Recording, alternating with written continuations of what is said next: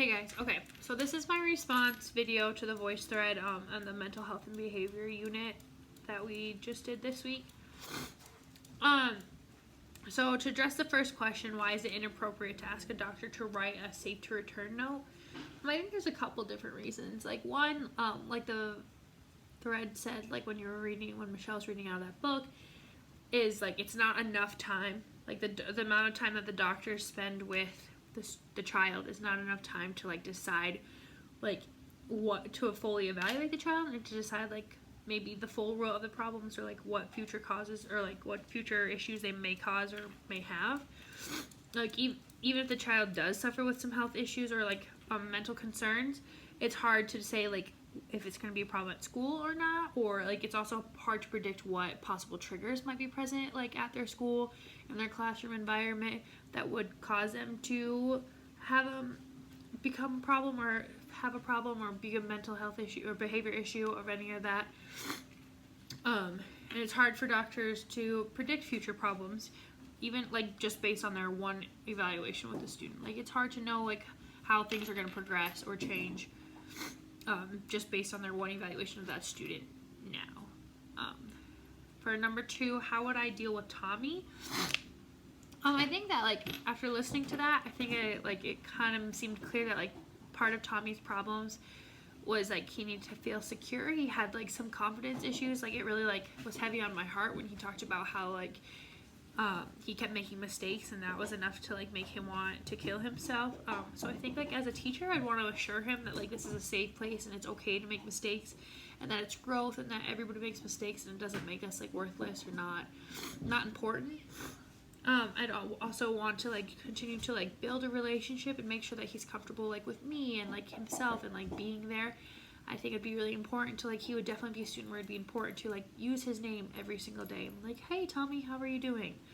Just to really isolate him and let him know that I'm there and I do notice that he is there, because it's also like really sad to me to hear that he thinks that nobody would notice at like I think they said 8 years old. That's crazy to me. So I think that I'd really want to like build that relationship with him and make sure that he knows that I know he's there and that I would miss him if he wasn't. If he ever was gone, I for sure would want to approach him and be like, I missed you. I'm so glad you're back.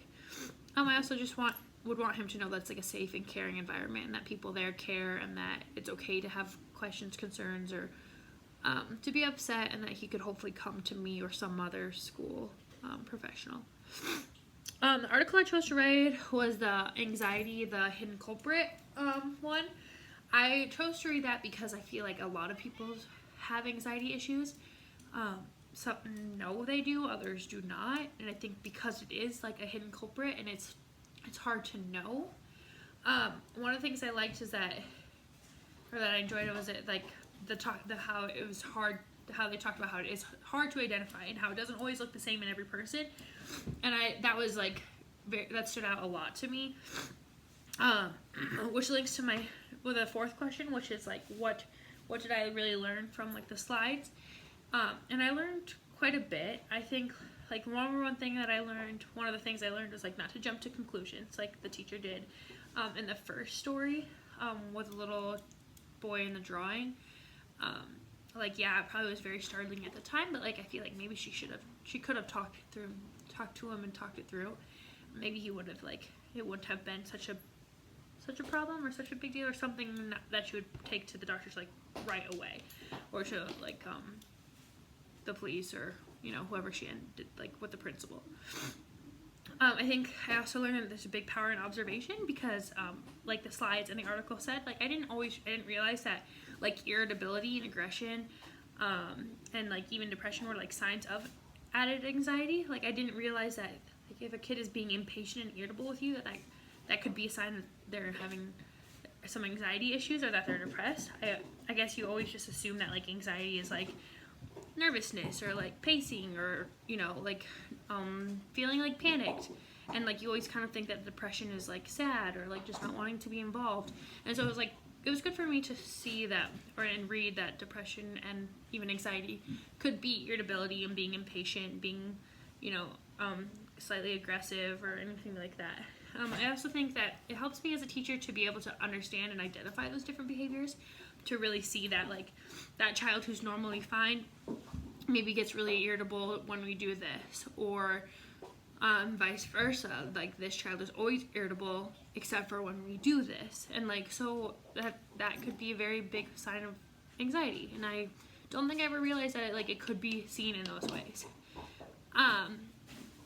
I think that also helps, like, as a teacher, to help you understand, like, when you can push those kids, because sometimes kids are just having a bad day and they just need to be coaxed, and when not to, and when to maybe just lay back a little bit and let them, like, cope themselves. And I think that's important, because you don't want to push your students over the edge. You want to be the safe environment, and you want to be somebody that they can go to. I also think, like, both of the article and the slides, and even those stories, helped me to realize, like, that building a relationship and talking with your students is not just important for, like, your classroom, like, just the management side, but, like, the behavior side and, like, the emotional and mental well-being of your students, which obviously if you help to stimulate their emotional and mental well-being, that will help your classroom management.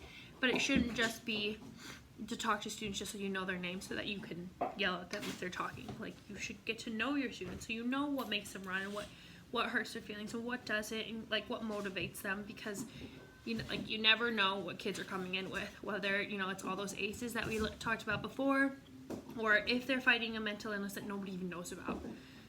So I know you said in your voice started to email you, and I totally forgot, Michelle, so if you're watching this, I think that this unit was very helpful, especially, like, the parts about anxiety. Those were really big to me. Like, the eating disorders, depression, some of those things were a little more, like, familiar to me. But the anxiety one, I think, helps a lot, because I don't think that or at least I don't often think about anxiety as being, like, an issue. So I think that was really helpful. So thanks. Bye.